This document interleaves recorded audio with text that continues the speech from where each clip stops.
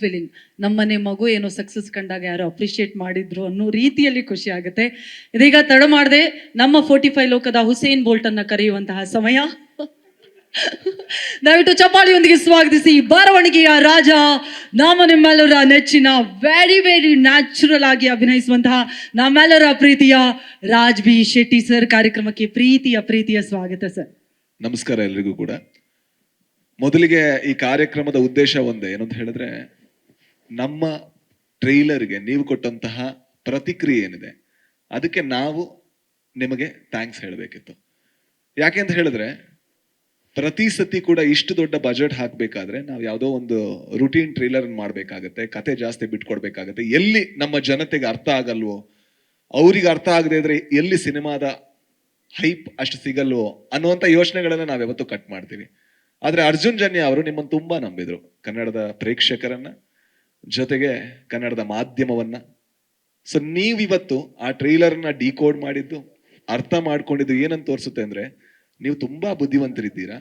And ಯಾವ್ದು ಒಳ್ಳೇದು ಅಂತ ಅನ್ಸುತ್ತೆ ಅವಾಗೆಲ್ಲ ಕೈ ಹಿಡಿದು ನಡೆಸಿದ್ದೀರಾ. ಆ ಕೈ ಹಿಡಿದು ನಡೆಸಿದ್ದಕ್ಕೆ ನಮ್ಮ ತಂಡದ ಪರವಾಗಿ, ನಮ್ಮೆಲ್ಲರ ಪರವಾಗಿ ನಿಮಗೆ ಮೊದಲ ಧನ್ಯವಾದಗಳು. Thank you so much. Thank you. And ಯಾವತ್ತೂ ಕೂಡ ಒಬ್ಬ ಚಿತ್ರಕರ್ಮಿಯಾಗಿ ನನಗೆ ಆಸೆ ಇತ್ತು, ನಮ್ಮ ಸಿನಿಮಾಗಳನ್ನ ಬೇರೆಯವ್ರು ಮಾತಾಡಬೇಕು, ಹೊರಗಡೆಯಿಂದ ಮಾಡ್ಬೇಕು. ಕನ್ನಡ ಸಿನಿಮಾ ಅಂತ ಹೇಳಿದ್ರೆ ಓ ಚೆನ್ನಾಗಿದೆ ಅಲ್ವಾ ನಿಮ್ದು ಅನ್ನೋ ತರ ಅನ್ಸ್ಬೇಕು. ಎಲ್ಲಾ ಕಡೆ ಆ ಸಿನಿಮಾನ ತೋರಿಸಿ ತುಂಬಾ ಚೆನ್ನಾಗಿ ಮಾಡಿದ್ರ ಅಂತ ಆ ಒಂದು ಹೊಗಳಿಕೆ ಗಿಟ್ಟಿಸ್ಕೊಳ್ಬೇಕು ಅಂತ. ಅದು ಯಾವ ಕನ್ನಡ ಸಿನಿಮಾ ಆದ್ರೂ ಪರವಾಗಿಲ್ಲ. ಈ ಸಿನಿಮಾದಲ್ಲಿ ಇವತ್ತು ಈ ಸಿನಿಮಾ ಏನ್ ನೋಡ್ತಾ ಇದ್ದೀರಾ ನೀವು, ಇದಕ್ಕೆ ಇಬ್ರು ತುಂಬಾ ದೊಡ್ಡ ಕಾರಣ. ನಾನು ಯಾವತ್ತು ಅವರಿಬ್ಬರನ್ನೇ ಯಾವತ್ತು ಹೇಳೋದು. ಒಂದು, ಇದರ ನಿರ್ದೇಶಕರಾದಂತ ಅರ್ಜುನ್ ಜನ್ಯ ಅವರು, ಅವರ ಕನಸು ಅಂದ್ರೆ ಒಂದು ಕ್ಷಣ ಕೂಡ ಅದ್ರಲ್ಲಿ ಡೌಟ್ ಬಂದಿಲ್ಲ ಯಾವತ್ತು ಅವರಿಗೆ ಇದನ್ನ ಮಾಡ್ಬೇಕಾ, ಅಂದ್ರೆ ಇದನ್ನ ಮಾಡಿದ್ರೆ ಹೇಗೆ. ಇದು ಇಡೀ ಸ್ಟ್ರಕ್ಚರ್ ಅಲ್ಲಿ ನೋಡಿದ್ರು ಕೂಡ ಒಂದು ಹೊಸ ತರ ಕತೆ ಕಟ್ಟುವಂತಹ ಒಂದು ಶೈಲಿ. ಬಟ್ ಅವರ ಆ 3 ವರ್ಷದ, ಅಂದ್ರೆ ನಾನು ಯಾವತ್ತೂ ಅವ್ರು ಮಲಗಿದ್ದೆ ನೋಡಿಲ್ಲ ಅಣ್ಣ. ನಾನು ಕೇಳ್ತಿದ್ದೆ ಎಷ್ಟು ಗಂಟೆಗೆ ಮಲಗ್ತೀರ ಅಂದ್ರೆ 2 ಗಂಟೆ 1.5 ಗಂಟೆ ಅಷ್ಟೇ ನಿದ್ದೆ ಅವರಿಗೆ. ಅದೆಲ್ಲ ಆದ್ರೂ ಕೂಡ ಇವತ್ತು ಆ ಸಿನಿಮಾ ಏನ್ ಆಗಿದೆ ಅದಕ್ಕೆ ಕಾರಣ ಅವರು.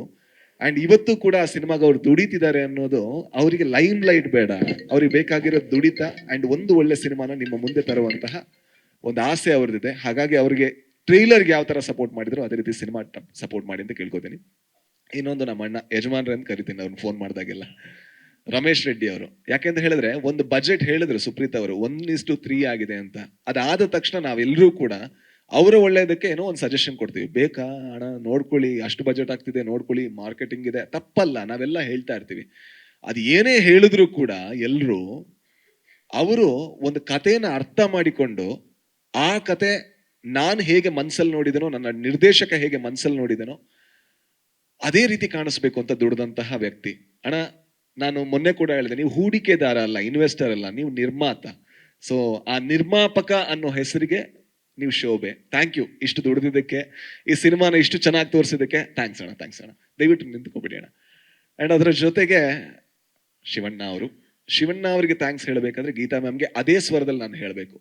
ಯಾಕೆ ಅಂದ್ರೆ ಪ್ರತಿ ಸತಿ ಕೂಡ ನಮಗವ್ರು ಶಿವಣ್ಣ, ಆದ್ರೆ ಅವರಿಗೆ ಗೀತಕ್ಕನಿಗೆ ಹಾಗಲ್ಲ, ಅವರಿಗೆ ಅವ್ರ ಪತಿ. ಆದ್ರೆ ಅವರ ಆರೋಗ್ಯ ಏರ್ಪೇರಾದ್ರೂ ಕೂಡ ಅವ್ರು ಹೇಳ್ಬೋದ ಏನೋ ನಾನು ಮಾಡ್ತೀನಿ, ಯಾಕಂದ್ರೆ ಅವ್ರು ಬಂದದ್ದು ಸಿನಿಮಾ ಒಂದು ಟ್ರೆಡಿಷನ್ ಇಂದ, ಅವರ ತಂದೆ ಹೇಳ್ಕೊಟ್ಟಂತ ಪಾಠ. ಬಟ್ ಏನೇ ಆದ್ರೂ ಕೂಡ ಆ ಟೈಮಲ್ಲಿ ಬೇಕಾಗಿರೋದು ರೆಸ್ಟ್ ಅಂತ ಹೇಳ್ಬೋದಿತ್ತು, ಅವರ ಮಗಳು ಕೂಡ. ಬಟ್ ಅವರೆಲ್ಲರೂ ಕೂಡ ಯಾವ ರೀತಿ ನಿಂತರು, ಅದಕ್ಕೆ ಇವತ್ತು ಎಷ್ಟೇ ಜನ ಹೇಳಿದ್ರು, ಅಣ್ಣ ನೀವು ಹೇಳಿದ್ರಲ್ಲ ನಾನು ಶಿವಣ್ಣ ಬಗ್ಗೆನೇ ಮಾತಾಡ್ಬೇಕು. ನೀವಲ್ಲ ಅಣ್ಣ, ಕರ್ನಾಟಕ ಮಾತಾಡ್ಬೇಕಾಗಿರೋದೇ ಈ ಸಿನಿಮಾ ನೋಡಿ ಶಿವಣ್ಣ ಬಗ್ಗೆ ಮಾತ್ರ. ಅಂಡ್ ಹಾಗೆ ಮಾತಾಡಿದ್ರೇನೆ ಅದು ಚಂದ. ಯಾಕಂದ್ರೆ ಈ ಸಿನಿಮಾಗೆ ನಾವೆಲ್ಲ ಆಕ್ಟ್ ಮಾಡಿದ್ರೆ ಅವ್ರ ಆಕ್ಟ್ ಮಾತ್ರ ಅಲ್ಲ, ಅವ್ರ ಹತ್ರ ಒಂದು ಚಾಯ್ಸ್ ಇತ್ತು, ನನ್ನ ಆರೋಗ್ಯನ ಅಥವಾ ಈ ಸಿನಿಮಾನ ಅಂತ. ಅವ್ರು ಏನ್ ಚೂಸ್ ಮಾಡಿದ್ರು, ನನ್ನ ಆರೋಗ್ಯಕ್ಕಿಂತ ಇಷ್ಟು ಜನ ಕಷ್ಟಪಟ್ಟಂತ ಒಂದು ಕನಸು ಅದು ಮುಂದೆ ಹೋಗ್ಬೇಕು ಅಂತ. ಶಿವಣ್ಣ ಅದಕ್ಕೆ ನಮ್ಮ ಇಡೀ ಕರ್ನಾಟಕದ ಪರವಾಗಿ so thank you so much. Thank you. ನಿಮ್ಮ ಇಡೀ ಫ್ಯಾಮಿಲಿ ಕೂಡ thank you so much. And real star Upendra ಅವರು, ಅದು ಯಾಕೆ ಹೆಸರು ಬಂದಿದೆ ಅಂತ ಅವ್ರ ಜೊತೆ ನೀವೊಂದು ಅರ್ಧ ಗಂಟೆ ಮಾತಾಡಿದ್ರೆ ಗೊತ್ತಾಗುತ್ತೆ. ಅರ್ಧ ಗಂಟೆ ಏನಾದ್ರು 30 ದಿವಸ ಆದ್ರೆ ಅದಿನ್ನೂ ತುಂಬಾ ಚೆನ್ನಾಗಿ ಗೊತ್ತಾಗುತ್ತೆ ಅಣ್ಣ. ವ್ಯಕ್ತಿ ಪೂಜೆ ಎಲ್ಲ ನಿಮ್ಮನ್ನು ಹೊಗಳ್ತಾ ಇಲ್ಲ.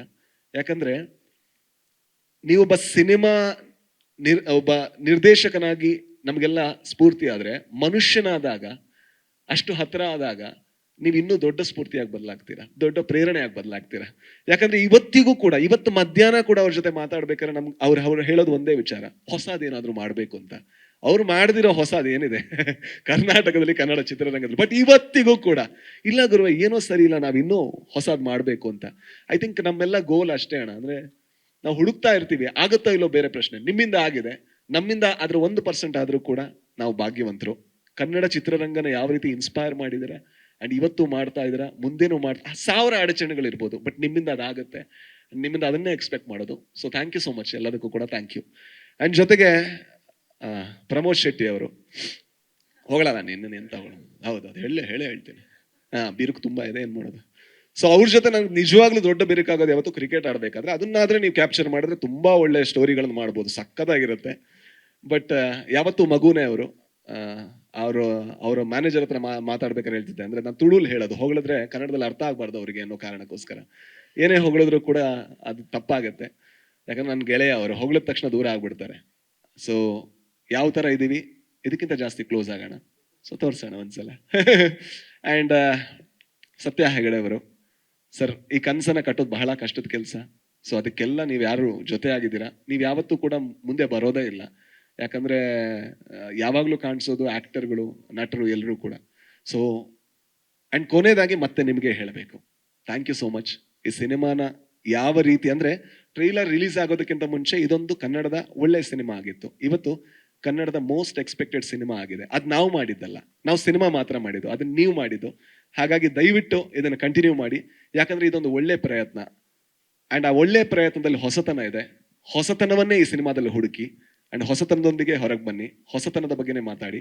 ಸೊ ಇದೊಂದು ಹೊಸ ಶಕೆಯಾಗ್ಲಿ, ಒಳ್ಳೆಯ ಕನ್ನಡ ಸಿನಿಮಾ ಇನ್ನೂ ಜಾಸ್ತಿ ಬರಲಿ. Thank you so much. Thank you thank you so much Raj B Shetty sir. Thank you.